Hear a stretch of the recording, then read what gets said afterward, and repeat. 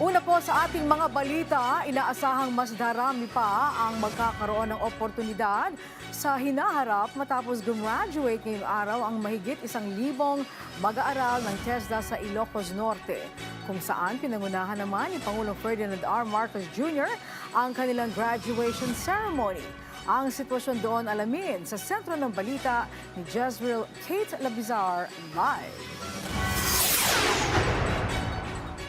Yes, Angelique, mahigit 1,000 trainees ang nagtapos sa TESDA Ilocos Norte Mass Graduation dito sa Ilocos Norte National High School Gymnasium ngayong araw.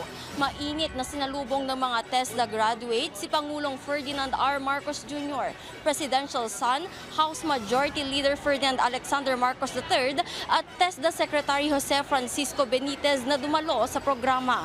Kinilala sa programa ang mga nagtapos sa iba't ibang technical vocational courses at scholarship programs ng TESDA bilang paghahanda sa mas maraming oportunidad sa trabaho at kabuhayan. Lubos ang pasasalamat ng mga nagsipagtapos na nagsabing malaking tulong ang TESDA dahil nabigyan sila ng pagkakataong matuto ng panibagong kasanayan ng libre at oportunidad upang makapaghanap buhay. Ayon sa TESDA Region 1, ang graduation ay hindi pagtatapos kundi simula ng mas maraming oportunidad para sa mga bagong graduates sa lokal at maging sa international na labor market.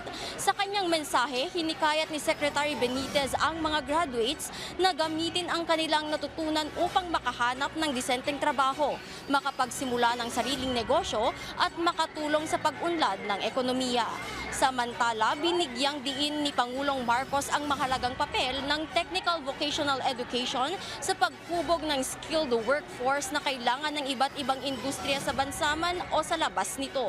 Ihinayag din nitong mabibigyan ng malaking pondo ang TESDA upang mas maraming scholar ang masuportahan ng programa at mabigyan ng mas malaking oportunidad.